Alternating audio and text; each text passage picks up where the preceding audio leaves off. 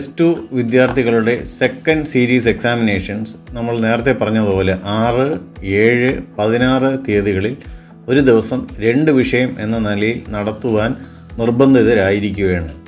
അതിന് കാരണം KTU നമുക്ക് S2 സെമിസ്റ്റർ എക്സ്റ്റെൻഡ് ചെയ്തിട്ടില്ല. ഏപ്രിലിലെ കലണ്ടറിൽ നോക്കുകയാണെങ്കിൽ ഏപ്രിൽ 2, 3 വ്യാഴം വെള്ളി അവധിയായിട്ടുണ്ട്. നേരത്തെ തന്നെ അവധിയാണ്, ഗവൺമെൻറ് ഹോളിഡേ.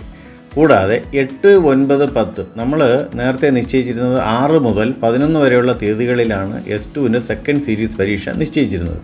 പക്ഷേ അസംബ്ലി ഇലക്ഷൻ പ്രഖ്യാപിച്ചതോടുകൂടി 8, 9, 10 തീയതികളിൽ കോളേജിന് അവധി നൽകേണ്ടതായി വരും. കാരണം ദൂരെയുള്ള വിദ്യാർത്ഥികളാണ്, അവർക്ക് തങ്ങളുടെ സമ്മതിദാന അവകാശം വിനിയോഗിക്കുവാനുള്ള സാവകാശം കോളേജ് കൊടുക്കേണ്ടതാണ്.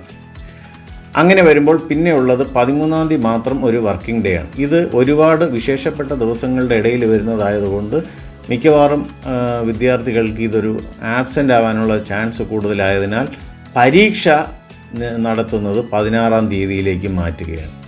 അങ്ങനെയാകുമ്പോൾ 6, 7, 16 തീയതികളിൽ മാത്രമേ സീരീസ് എക്സാമിനേഷൻ നടത്താൻ നിർവാഹമുള്ളൂ. യൂണിവേഴ്സിറ്റി പറയുന്നതനുസരിച്ച് 9-ാം തീയതി തന്നെ സെമിസ്റ്റർ അവസാനിപ്പിക്കേണ്ടതാണ്.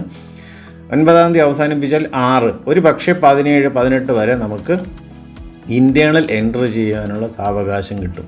ഒരു കാര്യം ആലോചിക്കേണ്ടത്, ഇതിനിടയിൽ തന്നെയാണ് റീടെസ്റ്റിൻ്റെ അപേക്ഷകൾ ഏതെങ്കിലും ഉണ്ടെങ്കിൽ കൺസിഡർ ചെയ്യേണ്ടത്.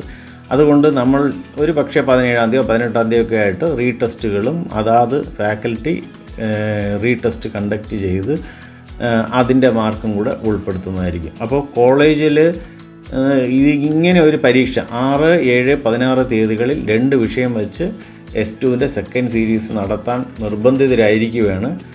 നിവൃത്തിയില്ലാത്തൊരു സിറ്റുവേഷനാണ് വന്നിരിക്കുന്നത്. 6, 7, 16 തീയതികളിൽ S2വിൻ്റെ സെക്കൻഡ് സീരീസ് നടത്തപ്പെടുന്നതാണ്. ദയവായി എല്ലാവരും സഹകരിക്കുക.